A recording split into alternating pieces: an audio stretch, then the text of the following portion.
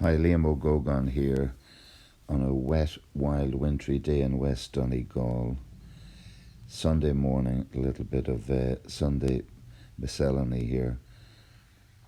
I was just looking at the Independent .ie website and just caught my attention here, this headline: colleges told to stop use of NDAs, non-disclosure agreements, in cases of sexual harassment. And I see the Minister, Simon Harris, condemning this practice, where colleges have been warned against using non-disclosure agreements to silence victims of sexual harassment and bullying. I love this term NDAs. It seems to turn up in all these Netflix movies and primetime stories, etc. And it just jumped out at me, the secular modernisation of a process, which brought me back to thinking about something. Oh yeah, the past. So the name came up to me. I knew that somewhere in my memory something similar had happened in the past. So I just put in a search for about some guy, a Dundalk boy, who had been sworn to secrecy by officials in the Catholic Church in Armagh when he tried to report sexual abuse.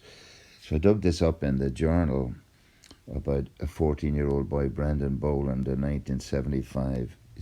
He was made sign an oath of secrecy by then Father Brady, who was subsequently Archbishop and then Cardinal Sean Brady.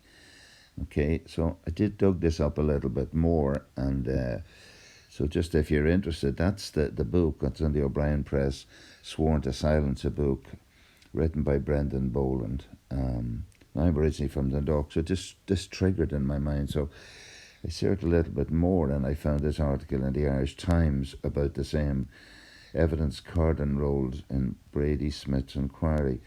But the thing that interested me about this was, I see this guy, Monsignor Donnelly, who said he was a note taker at this event. I served Mass under Father Donnelly at one stage. Interesting. But also that Brady, who was a priest at the time, let's just see where this is. This is the thing that I found interesting. At the time of the inquiry, it's at the centre of the page, at the time of the inquiry in 1975, Dr. Brady was a 36-year-old canon lawyer. And I remember at the time reading about this. It's a long time ago, whenever this article this material was in the paper. Let's go back, the Irish Times article dates of 2014, but it was much earlier than that, numbers of years ago, when I read about this first. And really, I pictured myself, young guys, 14 years of age or whatever, sitting in an office being interviewed by these church people. And just imagine the power dynamics that are going on here. So you have these canon lawyers, okay, and they're swearing these young kids to secrecy, to an oath of secrecy. Just imagine what that actually meant. I mean, when I was 14 years of age, and oaths and the church and everybody else telling me that, like, it's real power imbalance, it's a complete abuse of power when you think of a 14-year-old boy's agency and ability to give informed consent to suppression of knowledge.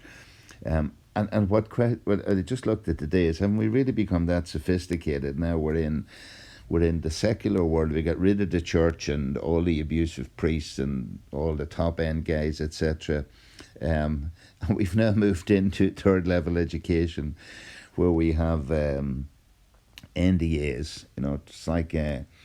It's like Miami Vice or something like that, non-disclosure agreements. So that led me on to thinking back to this video relating to an incredibly seminal statement made by Judge Ronan Keane in a Supreme Court judgment on the 2nd of April 1998, which I'm going to try and play now through. I put it up on a YouTube video, and I think this is really important. On the 2nd of April 1998, the Irish Supreme Court, consisting of Judges Hamilton, O'Flaherty, Denham, Barrington and the Chief Justice Keane, delivered a critical judgment in relation to the issue of in-camera courts in Ireland.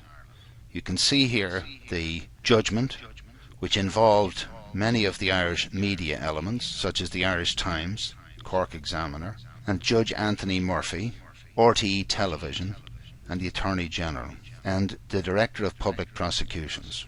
This judgment, delivered on the 2nd day of April 1998, is by Chief Justice Ronan Keane. If we move to page 4 of the judgment, you will see here what is one of the punctuated periods of equilibrium where, for some Freudian or other reason, it seems that integrity and truth was allowed escape from the judicial quagmire which exists in Ireland. In the following quotation from the judgment, Chief Justice Keane made the following statement: "Justice must be administered in public, not in order to satisfy the merely prurient or mindlessly inquisitive, but because if it were not, an essential feature of a truly democratic society would be missing. Such a society could not tolerate the huge void that would be left if the public had to rely on what might be seen or heard by casual observers, rather than on a detailed daily commentary by press, radio, and television. The most benign climate for the growth of corruption and abuse of powers, whether by the judiciary or members of the legal profession, is one of secrecy." I ask you to critically reflect once again on the following sentence: "The most benign climate for the growth of corruption and abuse of powers, whether by the judiciary or members of the legal profession, is one of secrecy."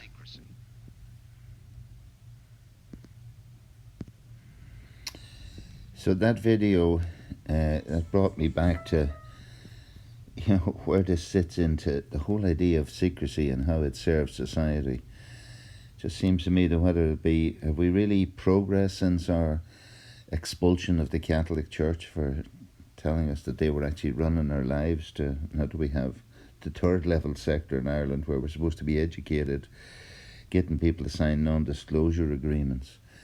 And if that trips your trigger on a Sunday morning, you might think also about the whole idea of GDPR and freedom of information, and the question it raises for me about whether officials, while carrying out their work in organisations, should be entitled to have their names redacted in the publication of information as it's sought by members of the public, because that's actually what's going on. If you seek information about your own personal, how your personal life has been dealt with by professionals or by the state or otherwise, that these very people who are affecting your life appear to be able to use the cloud of secrecy to have their names redacted. Anyway, thought for the day on a Sunday.